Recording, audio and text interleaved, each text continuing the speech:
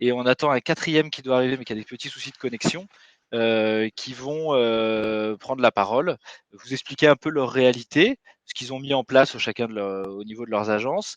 Et après ça, on fera un temps de questions-réponses où vous serez amené à poser vos questions aux réceptifs. Et puis voilà, on essaiera d'y répondre au mieux. Voilà. Donc je vais d'abord laisser la parole à Gilles, qui a un réceptif sur les îles Canaries et je crois, qui va détailler un peu dans quel pays il gère, etc. exactement, quelle est sa réalité aujourd'hui. Gilles, je te laisse la parole. Tu peux y aller. Bonjour à tous. Merci d'être là. Ça fait du bien de se sentir un peu entouré hein, dans ces jours un peu difficiles. Alors, moi, je suis le responsable de l'agence qui s'appelle One to Trek. Ici, on est basé à Lanzarote, donc aux îles Canaries, et on est spécialisé dans les séjours actifs et à la carte sur l'ensemble de l'archipel. Alors, comment ça se passe ici? Bon, les îles Canaries, ça fait partie de, de, du territoire espagnol.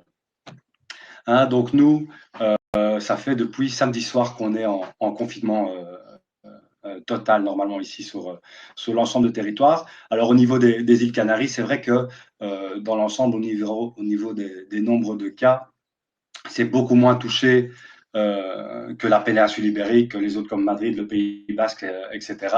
On va dire que le nombre de cas sont plus ou moins importants sur l'île de Tenerife et Gran Canaria, qui sont les deux îles les plus peuplées. Mais on parle pour l'ensemble de l'archipel d'une centaine, 130 cas, je pense qu'on est maintenant 130 ou 170 cas pour le moment sur l'ensemble de l'archipel. Mais sur les îles les plus petites, par exemple, moi je suis basé à Lanzarote, on était à 7 hier, on est passé à 3, à 3 cas. Donc, en général, sur les îles plus petites, il y a beaucoup moins de cas que sur le. Elles sont beaucoup moins touchées par la pandémie que les plus grandes îles et que la péninsule ibérique. Alors, c'est sûr que dû au confinement depuis samedi, les îles se vident en fait. Hein. Donc là, moi, pour le moment, il me reste encore quelques personnes à évacuer. Mais normalement, si tout va bien, si les vols qui ont été confirmés, moi, à partir de vendredi, si tout va bien, j'ai plus personne ici sur l'île. Et au niveau des dernières nouvelles, au niveau des autorités, ça c'est vraiment sur l'archipel, les hôtels seront obligés d'être complètement fermés et vides dans la semaine qui vient. Donc pour mercredi prochain, tous les hôtels seront fermés et normalement tout le monde évacué. Donc ça c'est au niveau de la loi. Alors au niveau de l'organisation ici, bon, évidemment, ça a été le rush. Au niveau des vacances actives, nous, on travaille surtout en hiver. Je dois dire que les mois de mars, mois d'avril, c'est deux des plus gros mois de l'année. Mais dans l'ensemble, beaucoup de travail, mais je trouve qu'on a vraiment très bien été aidé par les prestataires ici sur place. Tout le monde fait preuve en tout cas dans mon cas, tout le monde a fait preuve de beaucoup de flexibilité. Et on a vraiment senti un travail en commun. Donc moi, franchement, au niveau des annulations, au niveau du rapatriement, on peut dire que dans l'ensemble, ça a plutôt bien fonctionné. Et évidemment, les annulations, on n'arrête pas de tomber depuis je ne sais même plus combien de temps maintenant. Mais vraiment, au niveau des prestataires, au niveau des remboursements, au niveau des annulations, on fait vraiment tous preuve de beaucoup de flexibilité. Et en général, il n'y a aucun problème à ce niveau-là pour le moment. Alors que c'est sûr, tout n'est pas encore officiellement annulé au niveau sur tous les mois qui viennent, mais pour l'instant, jusqu'au 15 avril, tout est annulé. Et à mon avis, on va annuler tout assez rapidement pour le mois d'avril. Hein. Et Gilles, peut-être tu peux détailler quelle politique d'annulation ou de report tu as mis en place, notamment enfin, avec les agences avec qui tu travailles. Quel système tu as mis en place est-ce que tu fais que des reports, des annulations? Est-ce que tu rembourses les apports, etc. Euh, Alors au niveau des annulations, on essaye de travailler avec les agences un maximum avec les reports. Mais alors, on se retrouve, par exemple, c'est sûr qu'au niveau des reports, c'est dur de fixer des dates maintenant, etc. Donc, pour le moment, on laisse les agences, mes meilleurs clients pour l'instant, on laisse un peu ça en stand-by. Ils travaillent le report. Je n'ai pas encore beaucoup de réponses à ce niveau-là, mais il y a eu plusieurs cas également qui ont été annulés purement et simplement. Pour le moment, moi, j'ai aucun prestataire qui m'a en général, qui m'a nié le remboursement des quelques cas qui ont été annulés purement et simplement. On travaille vraiment sur le report, mais je pense que pour le moment, c'est encore un peu trop tôt. Moi, j'en saurai plus, à mon avis, d'ici une semaine, 15 jours, pour voir comment ça se passe. Mais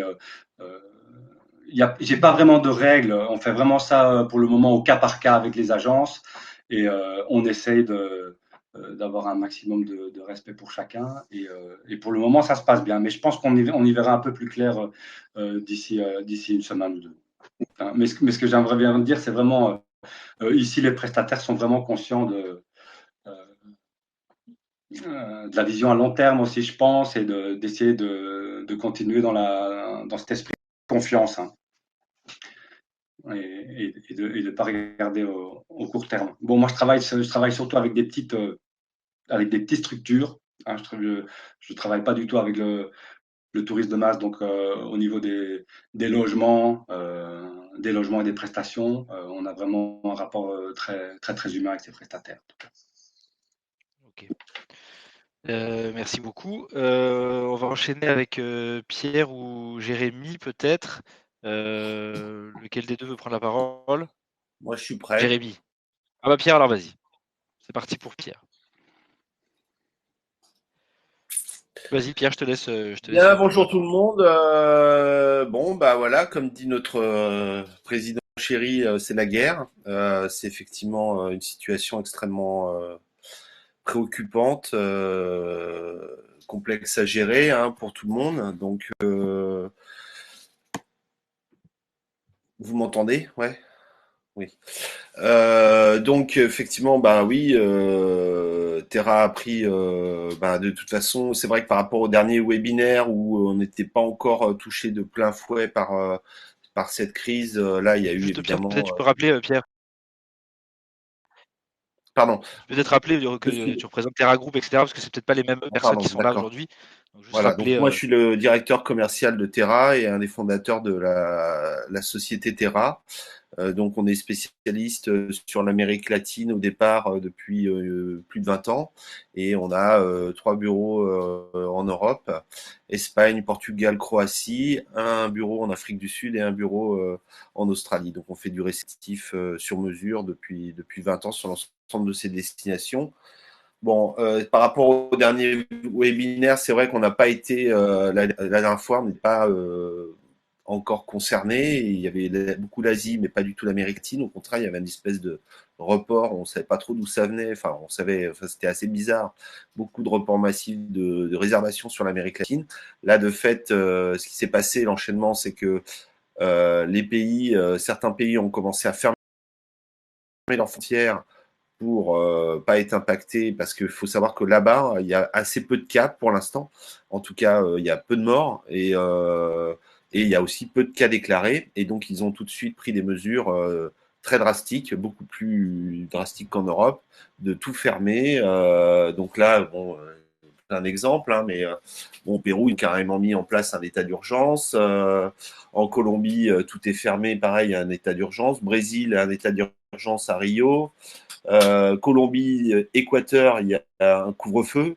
Enfin voilà, donc c'est là-bas. Enfin, en fait, ce qu'il faut bien comprendre par rapport à la réalité européenne, c'est que sur l'Amérique latine, ce sont pas des pays où on anticipe tellement les choses pourtant, mais ils savent surtout qu'ils sont très vulnérables. Ils vont être très vulnérables pour affronter la pandémie. Faut bien évidemment les services hospitaliers, etc Ça n'a rien à voir avec l'Europe. Donc, je pense que c'était légitime qu'ils se protègent très rapidement, etc. et qu'ils prennent des mesures voilà, très fortes dès le début, même si pour l'instant, encore une fois, le nombre de cas sur place est beaucoup plus faible qu'en Europe. Bon, après, on ne peut pas faire de prospective sur l'avenir.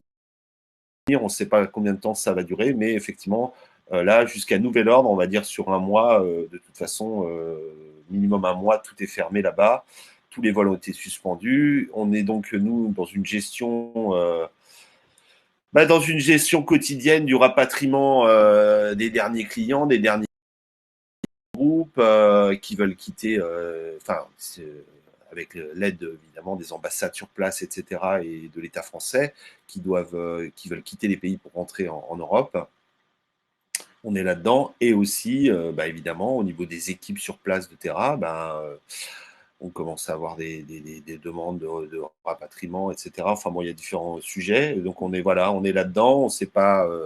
C'est une affaire, à mon avis, de 8-10 jours, parce qu'effectivement, là, le temps que tout s'organise, entre guillemets, on va dire que d'ici 8 jours, effectivement, je pense que tout sera terminé. On n'aura plus aucun mouvement, plus aucun groupe, voilà, jusqu'à nouvel ordre. Voilà. Et après, on n'a pas tellement de vision par rapport à la suite. C'est vrai que c'est compliqué. Alors, effectivement, par rapport à ce qui a été dit sur les conditions de vente, par rapport à tout ça, nous, on a été sur une position, on peut regarder ce qui se faisait en Europe, etc.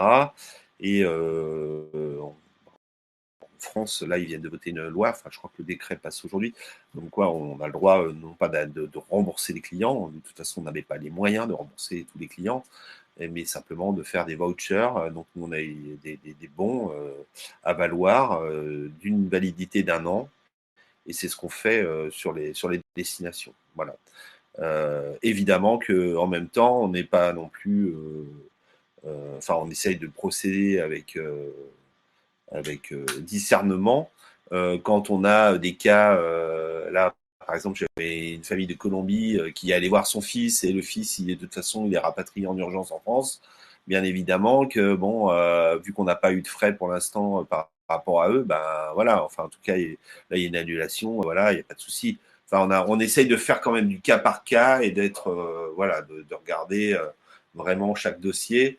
Mais globalement, la règle pour des gens qui veulent annuler, même s'ils viennent dans plusieurs semaines, eh bien, c'est le voucher, le bon à valoir d'une valeur, sur une année. Voilà. Parce que la priorité, ça reste, oui, le maintien sur place de l'activité, des gens sur place. Il faut savoir évidemment qu'en Amérique latine, on n'a pas du tout le même système social qu'en France. Donc, évidemment que les gens, voilà, s'ils demandent à une grosse baisse d'activité, et il faut qu'on puisse maintenir au maximum l'emploi, etc. Donc, c'est notre priorité. Et, voilà. C'est une situation inédite. Je disais hier historique à un copain, il me dit non, c'est pas historique, c'est inédit, et c'est exactement ça. C'est-à-dire qu'en fait, personne n'a actuellement, je crois, de vision de ce qui va se passer dans les prochaines semaines. Voilà, sans être alarmiste, on peut quand même penser que l'année 2020 va être extrêmement compliquée. Et donc voilà, il va falloir être soudé, fort, et savoir rebondir, et peut-être avec effectivement des modèles différents, une organisation différente. Et voilà, c'est pas évident, mais il n'y a aucune raison que l'être humain, nos sociétés, voilà, souvent apprennent à se réinventer. C'est ce qu'il faut espérer. Souvent, dans les difficultés, on arrive à trouver des solutions. Et voilà, en tout cas, nous, on se bat au quotidien pour trouver des solutions pour les passagers, les employés. Et voilà, faut mieux. Et voilà, encore une fois, traiter tout le monde avec discernement, regarder ce qu'on peut faire. Et voilà. Donc, évidemment, à votre disposition, hein, je imagine que Thomas, il donnera les coordonnées des uns et des autres. Donc voilà, j'ai mon téléphone portable qui est ouvert 24/24. Vous pouvez m'appeler sur tel ou tel desti. Et si on peut aider même si d'ailleurs les gens ne sont pas partis avec nous, et si on peut filer un coup de main, vous avez des passagers en galère sur l'une ou l'autre des destinations, dans la mesure du possible, si on peut aider, bah, voilà, on est là pour ça, quoi. Voilà. Merci beaucoup Pierre. On va enchaîner avec Jérémy et après on donnera la parole à Laurent qui a réussi à rentrer dans la salle. Jérémy, je te laisse enchaîner.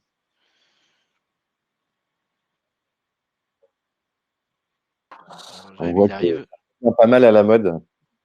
Tu Voilà. m'entends, Mathilde? Et voilà. Ce mouvement de On main t'entend bien.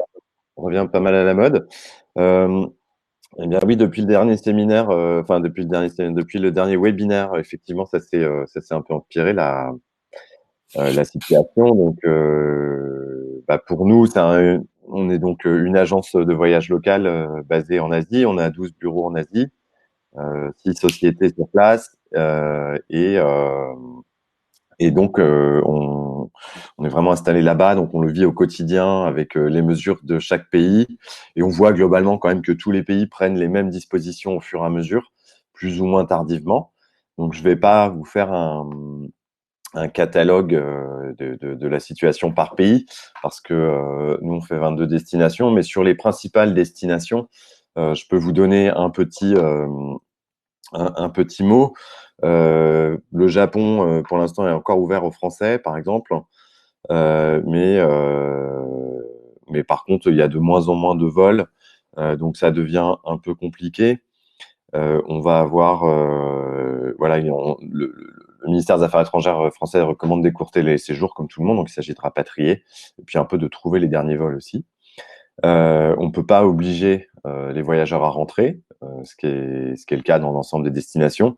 Et du coup, bon, bah, ça met un peu voilà, il y a quelques huluberlus qui veulent en général rester dans les destinations, ce que je peux comprendre, mais ce qui complique notre vie d'agence de voyage sur place.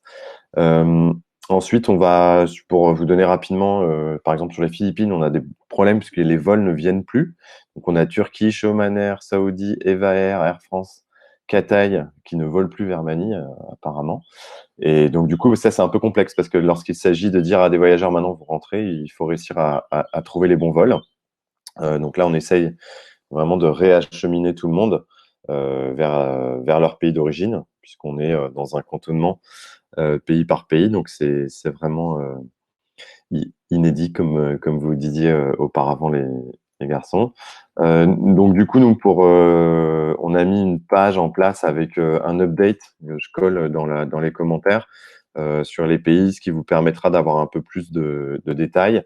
Rapidement, pour continuer sur les gros pays, au Vietnam, c'est compliqué. Ils mettent très vite en quarantaine, donc dans des petits gymnases militaires. Et puis ils ont annulé les visas non obtenus par ambassade. On peut encore fournir un petit un mot pour savoir si ça va. L'Indonésie, elle, est restée ouverte et n'a pas encore fermé. Je dis bien pas encore parce que de toute façon, je pense pas qu'ils aient vraiment le choix. Et donc, du coup, c'est un peu un refuge en ce moment en Asie. Tout le monde va à Bali. Et le gouvernement a communiqué qu'il laisserait les visas étendus pour les gens qui sont en Indonésie. Ce qui, pour nous, par exemple, avec beaucoup d'équipes sur place, est quelque chose d'important. Parce que quand on arrive en fin de visa, par moment, on est obligé de rapatrier nos équipes sur la France ou dans un pays qui veut bien les accueillir, puisque c'est la nationalité qui pose problème. Et non plus le lieu de résidence, ce qui est une inversion des processus classiques. Sur l'Inde, c'est un peu chaotique puisque les États prennent des décisions indépendantes, mais très rapidement, on a des centres de police dans les hôtels pour les étrangers. Donc, ramenez, si vous en reste, vos voyageurs à la maison. Nous, on a ramené tout le monde. Voilà, c'est assez important, surtout qu'en ce moment, on a un gouvernement qui n'est pas forcément le plus facile et donc qui peut être assez vite autoritaire. Mais la situation en local, c'est pas encore tout le monde confiné, mais ça ne saurait tarder. Au Sri Lanka, le confinement est en train de se mettre en place. Il laisse partir les gens au fur et à mesure aussi. Il y a moins de cas. Je vous laisse découvrir sur la page le nombre de cas, que ça évolue de jour en jour et c'est déclaratif. Et voilà, donc c'est assez compliqué. Voilà, donc ensuite, moi je vais vous parler un peu des situations économiques sur place, qui est si important. Nous, on essaye de bien payer tous les chauffeurs, tous les guides. Les hôtels, c'est complexe sur les annulations, donc on passe en crédit note, donc en avoir en français. Un peu comme la loi dont Pierre a passé aujourd'hui, où je pense qu'on va tous l'utiliser, qui va être de déclarer des crédits notes, de manière à ce que lorsque le système repart, parce que là on voit que c'est un problème de confiance, eh bien on puisse tous repartir au fur et à mesure. Il va falloir soigner tout le monde, donc tous les pays qui auront fermé tard, je pense, vont réouvrir plus tard. Ça, on verra. On verra comment le gérer au fur et à mesure pour le redémarrage. Ensuite, au moment du redémarrage, il risque d'y avoir des défiances entre DMC et les TO en France ou les agences en France. Donc ça, il va falloir en prendre soin. Là, ça va vraiment se jouer à la personne et à combien on croit dans l'autre personne. Donc nous, on a nos clients B2B réguliers. Donc là, aujourd'hui, on sort les clients, mais on sait très bien que dans les semaines à venir, l'idée, ça va être de savoir qui va tenir, comment chacun va tenir. Je vois que voilà, il y a Samy dans la salle. On a vu chez des changements de politique de paiement ou des rapprochements des dates de voyage pour payer les prestataires. Ce qui est difficile parce que nous, en même temps, pour avoir des places, on doit payer en avance. Donc voilà, je pense qu'il va falloir se faire confiance mutuellement entre les DMC, les TO, les agents de voyage et tous les acteurs du tourisme, de telle sorte qu'on puisse sortir par le haut pour qu'il n'y ait pas trop de défiance qui entraîne encore plus de chutes de société, puisqu'a priori, il y a des chances qu'il y en ait quand même pas mal.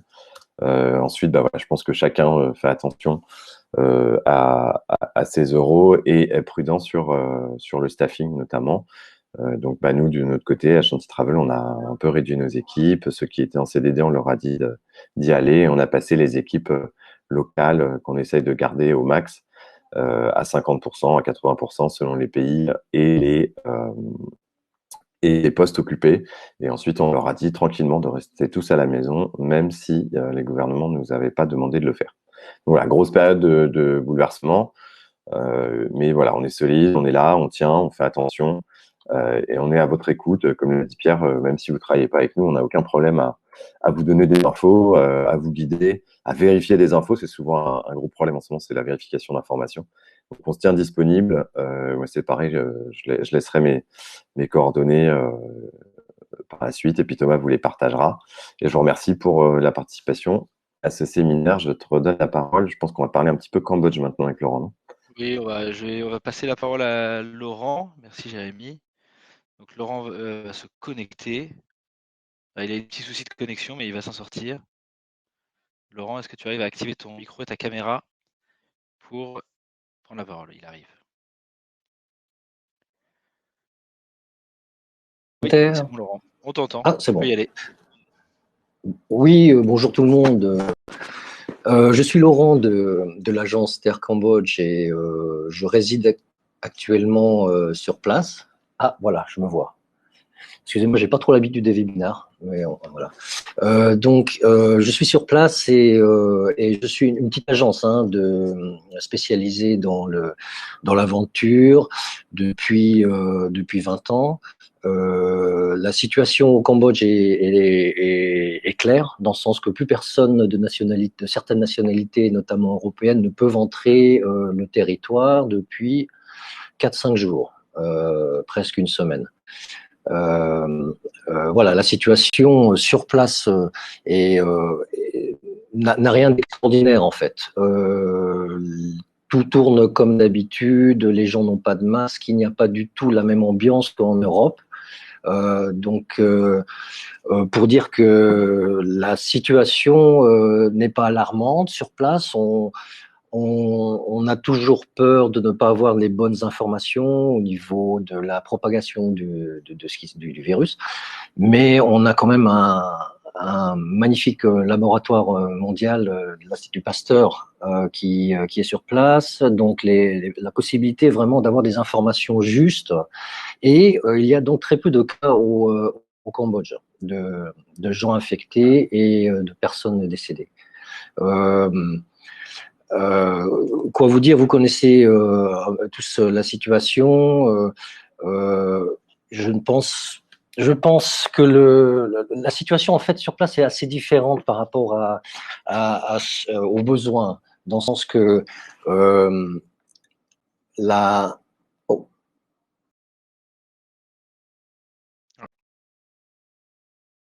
On a perdu Laurent, qui va sûrement revenir, un petit problème de connexion.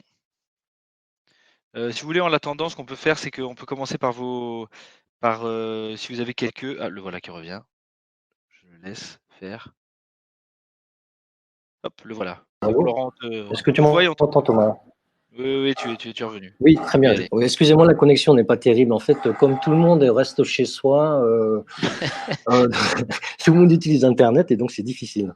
Voilà, donc ce que je disais, c'est que... Ah voilà, je rentre. Okay, très bien. Oui, dans le sens que la situation au Cambodge est quand même particulière. Ce que je veux dire aussi, c'est que nos voisins qui ont fermé les frontières avant nous, le Vietnam par exemple, et bien sûr la Chine, au Vietnam, ils ont rouvert depuis la semaine passée, après 1 mois et demi de fermeture d'écoles, les hôpitaux se désengorgent. Donc je pense qu'il faut rester très positif sur ce qui se passe. Ce sont des moments difficiles et comme je disais localement aussi, je peux encore aujourd'hui garder toute l'équipe moyennant des sacrifices. Donc c'est quelque chose d'important. Il n'y a pas de backup au Cambodge. Tout le monde a vraiment besoin d'avoir un emploi. Donc, c'est une des priorités et c'est la raison pour laquelle en ce moment on est très occupé, c'est d'essayer en fait de tourner ça au positif, comme de développer des projets qui puissent compenser ces quelques mois de l'inactivité au niveau des affaires, hein, du voyage. Un exemple qui est assez rigolote, c'est que les employés sont actuellement partants pour développer des jardins, un jardin de légumes, afin de déjà apprendre le métier, mais aussi de créer un revenu. Voilà, je pense que c'est une période où c'est aussi la possibilité de développer autre chose et de repenser aussi à beaucoup de choses. Par rapport aux voyageurs, donc nous on a dû arrêter les groupes qui arrivaient il y a 1 semaine. Les scénarios sont différents, on travaille plus au coup par coup. Donc, par rapport aux individuels, on essaye de reporter sur octobre. La plupart des gens sont assez ouverts sur un report en octobre, donc assez confiants sur la situation, le futur. Sinon, début 2021. Par rapport au tour opérateur, c'est différent. Il y a différents sons de cloche, mais ça reste de toute manière un travail de coup par coup. Par rapport aux fournisseurs sur place, il y a une extraordinaire solidarité, une compréhension de la situation, puisque tout le monde souffre de ça. Et donc, c'est le côté magnifique de voir qu'il n'y a pas de fee cancellation dans la plupart des cas. Voilà, donc maintenant, ce que nous, on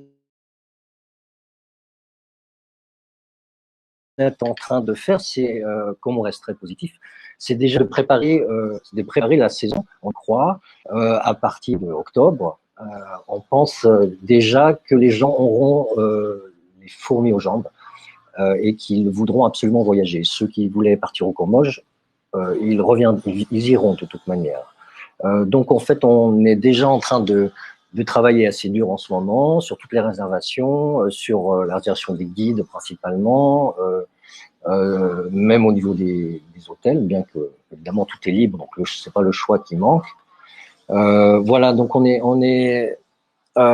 évidemment réduit le temps de travail de l'équipe. On essaye de le compenser par d'autres activités, mais en même temps, sur le reste, on a quand même beaucoup de travail à faire. Voilà. Donc, je sais pas. Merci Laurent. Voilà Thomas. Merci beaucoup. Juste pour vous dire quand même que, pour rebondir un peu sur ce que dit Laurent, nous chez Together, on réfléchit, il y a beaucoup de réceptifs. On a un groupe de discussion entre réceptifs, et il y a beaucoup de réceptifs qui, la grande majorité, sont quand même très très. Il y en a qui sombrent un peu dans la panique aussi. Donc vous voyez que c'est difficile pour tout le monde, hein. C'est clairement imaginer quand même que c'est des pays où il n'y a pas toujours des aides comme on a en France. Pour soutenir avec du chômage partiel, etc. Souvent, les décisions sont beaucoup plus drastiques et beaucoup plus complexes. Dans les prochaines semaines, nous, on est déjà en train de réfléchir à comment vous occuper, les agents de voyage qui allaient être un peu plus désœuvrés, on va dire, chez vous. On est en train de réfléchir à relancer beaucoup de formations sur les pays, parce que comme dit Laurent, les gens vont vouloir voyager après, donc c'est l'occasion ou jamais de continuer à se former sur les destinations. Donc nous, on va aider les réceptifs et vous aider aussi à continuer à vous former sur les destinations. On croit comme Laurent que c'est une période délicate, mais qu'il faut savoir en tirer le positif, donc savoir se réinventer et probablement réinventer le tourisme et pas recommencer tout exactement comme on l'aura perdu et comment reconstruire différemment, quoi. Voilà. Donc on va faire des formations aussi sur le monde de demain, sur mieux comprendre le monde de demain. Donc vous serez tous invités à participer et on enverra un planning de formation et de workshop virtuels la semaine prochaine pour ceux qui souhaitent s'inscrire. Et si jamais des agents de voyage qui sont ici présents ont des idées, des besoins, etc., qu'ils n'hésitent pas à nous envoyer leurs besoins et on essaiera de mettre en place toutes ces choses-là avec le groupe de réceptifs qu'on a. Voilà, ils sont tous, ils sont paniqués et en même temps très enthousiastes pour reconstruire l'avenir et continuer à avancer et à travailler main dans la main. Voilà. Si jamais vous avez des idées, n'hésitez pas. On va enchaîner avec les questions. Est-ce que certains qui sont présents ont des questions? Vous pouvez les écrire sur le chat qui est en bas à droite. Vous avez juste à écrire vos questions et on les publiera. Voilà. Chacun, on verra qui y répond au fur et à mesure selon la question. Pas de question. Si Eric a une question quand même. Tout le monde est abasourdi. C'est clair. Ou alors vous n'avez pas le temps de vous concentrer, vous avez les enfants qui courent autour. Ah ouais, non, il y a du monde, hein. C'est Il y a peut-être du ça. monde, là. Si, je vois qu'il y a plusieurs s'activent dans la réponse.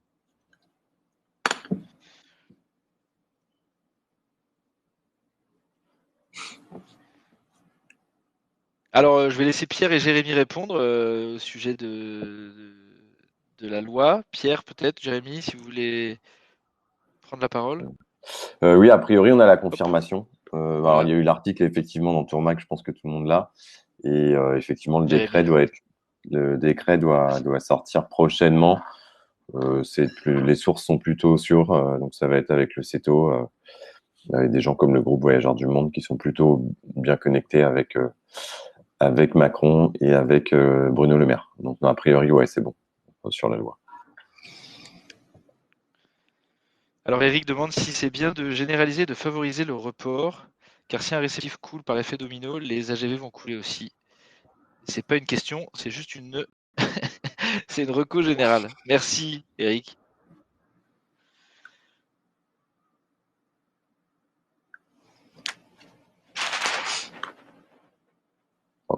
Si vous voulez, je réponds. Pour moi, il n'y a pas trop d'autres choix, puisqu'en fait, les hôtels font aussi des reports et des crédits. Donc, on est obligé un peu de faire ça. Je vois pas trop comment faire autrement, en fait.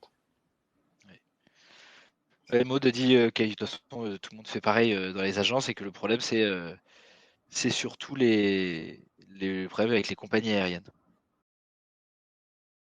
Mais ça, je pense que vous pouvez, je sais pas trop ce que vous pouvez faire, c'est pas si simple. Je pense que les réceptifs doivent être confrontés à ça aussi tous les jours. Le plus dur, c'est que là-dessus, on n'a pas tellement la main. Sur l'aérien, d'ailleurs, personne n'a vraiment la main. Même les compagnies aériennes, on ne sait pas si elles ont vraiment la main. Ouais. Donc, c'est pas évident. Oui, c'est vrai que c'est complexe l'aérien, parce que quand eux, ils arrêtent de voler, nous, on est bien bloqués, donc on doit payer 3 jours sur place.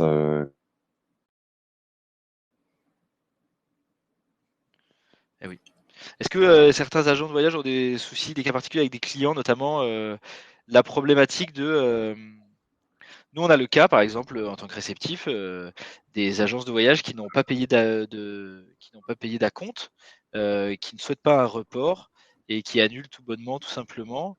Et donc, parfois, le réceptif qui est un peu perdu et qui ne sait pas trop quoi faire parce qu'il ne peut pas obliger l'agent de voyage à payer. Vous, en tant qu'agent de voyage, est-ce que quelqu'un aurait une piste pour solutionner ça? On fait tout pour essayer de le solutionner de manière commerciale, mais en discutant beaucoup. Mais c'est des situations qui sont pas Moi, simples. j'ai le cas un peu similaire, mais avec les Allemands, où ils ont déjà fait un déposit, le voyage était annulé et ils demandent un remboursement sans possibilité de report. Donc, j'ai un peu le même problème. Ah oui. On est en négociation. Là, on leur explique est-ce que c'est possible de reporter. On aimerait bien pouvoir accueillir ces voyageurs. On est en discussion, on n'a pas encore la réponse, mais évidemment, il y aura un remboursement total, moyennant des frais de transfert uniquement. On a réussi, sauf un aérien domestique, un vol domestique, à pratiquement récupérer, à ne pas avoir de frais d'annulation. Voilà, encore une fois, c'est du cas par cas, du coup par coup, et là, on est en négociation. Mais je pense que moi, je pense qu'il faut au maximum essayer d'avoir au moins verbalement une volonté de reporter ces groupes sur une date future. C'est, je dirais, la règle du jeu un peu, que la solidarité dont je parle, ce serait ça d'une part, je pense. Enfin, je sais pas. Ouais, je crois que c'est ce que tout le monde essaye de faire. Est-ce que vous voulez ajouter quelque chose, chers amis, ou je crois qu'il n'y a pas d'autres questions. De toute façon, la situation est assez claire en ce moment. Hein, il faut sûrement commencer à imaginer l'après et gérer au mieux le quotidien en ce moment. Mais alors moi, j'aurais une question par rapport aux agences, si tu permets. Excuse-moi, tu voulais finir? Ah non. Non, Oui, vas-y, c'est comment, pendant ces périodes creuses, justement, quelles tâches avez-vous? Bon, vous avez énormément de soucis par rapport au niveau opérationnel, je suppose, mais sur les prochains mois, quels sont vos objectifs? Je vous parle par exemple de Cambodge, par exemple, et d'autres destinations. Est-ce que la vente, la production va s'arrêter? Est-ce qu'elle va au contraire peut-être l'occasion d'améliorer, développer d'autres choses, se rapprocher du réceptif? Je ne sais pas. Est-ce qu'il y a par rapport à ces événements des changements qui vont se faire stratégiquement? Ah oui, mais en fait, ils ne peuvent pas répondre. Ils ne peuvent pas répondre, mais vous pouvez écrire les oui, réponses sur le chat en bas à droite. Oui, peut-être que vous pouvez nous raconter quelles sont vos pistes de réflexion pour la suite en tant qu'agent de voyage. Si vous pouvez nous mettre un ou deux témoignages par écrit, ce serait bien. Qu'est-ce que vous imaginez faire les prochaines semaines? Ça peut nous aider aussi, nous, à voir comment vous soutenir en tant que réceptif, quoi. On pourrait Thomas, presque tu parles de organiser formation, un webinaire destination. à l'inverse, peut-être avec quelques agents de voyage qui seraient motivés pour montrer leur point de vue de leur côté. Bah, bien sûr, on pourrait faire ça. On pourrait faire ça la prochaine fois. De toute façon, on n'aura pas grand-chose d'autre à faire. Donc, ils vont bloquer Netflix. Ils vont bloquer Netflix pour éviter de l'abus. Donc, je pense qu'il y aura d'autres objectifs qui va. Exactement. Mais il y en a quelques-uns qui écrit, il y a Maud qui écrit. On va attendre leurs commentaires. Continue. Maud dit que nous continuons à envoyer des. Samy. Je ne sais pas s'il est là encore. J'ai vu qu'il y avait Samy. Ah ouais, toute la liste. Oh, super.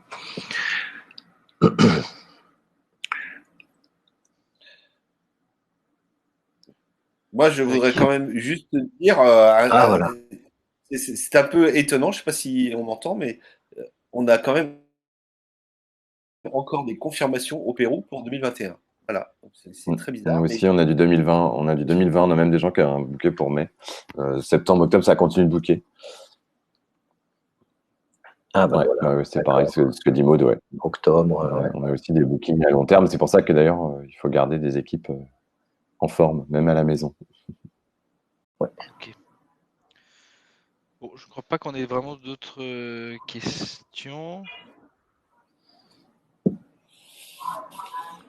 Nous allons essayer de penser au tourisme de demain et de se réinventer, dit Françoise.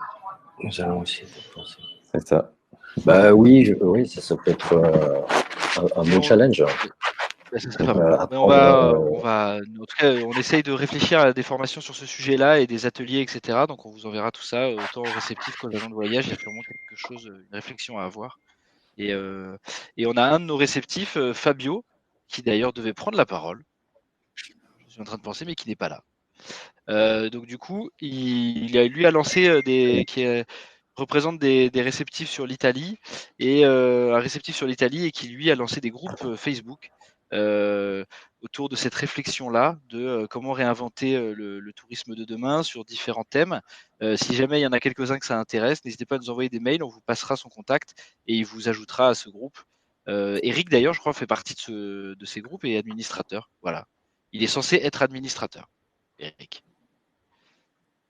Donc voilà. Bah, écoutez, merci à tous. Et puis peut-être qu'on refera un autre, mais à l'envers, avec des agents de voyage qui raconteront leur quotidien, expliqueront un peu comment ça se passe, pour que des réceptifs puissent assister et aussi comprendre comment ça se passe des deux côtés. Voilà. Ouais. Merci à tous en Merci tout cas beaucoup. d'avoir assisté. Merci pour Bon courage. l'organisation. Bon Vipassana, bonne retraite. Voilà, c'est ça. Petite Et puis période de retraite. bon confinement. Voilà. Trop de fois. Ça y est. Et voilà, heureusement. Pour conclure, voilà, on conclut. Coupez votre caméra. Il y a mon antivirus qui s'est C'est allumé d'ailleurs sur l'intérêt mon d'être ordi. derrière un écran. C'est l'intérêt Il y d'être a mon derrière un antivirus écran. a éternué, mon antivirus s'est allumé direct. Hein, c'est bizarre. Quoi. Pour ma part, Bonne journée à tous. pour ma part, c'est moins inquiétant. C'est toujours la même année. Je suis très enrhumé. J'ai pas beaucoup de succès dans les magasins, mais en fait, c'est de la pure allergie au Il y a plus de pollen. magasin, Pierre. Donc, ça tombe pas très bien. Pas dénoncer. Ça fait pas très crédible, mais c'est la réalité. Allez, bon courage à tous. Merci Voilà. beaucoup. Bonne journée. Bon, allez, merci encore Namasté. à tout le monde pour la buena onda, comme on dit en Amérique. Merci, bon À courage. bientôt. Bye bye. Ciao. Ciao, ciao.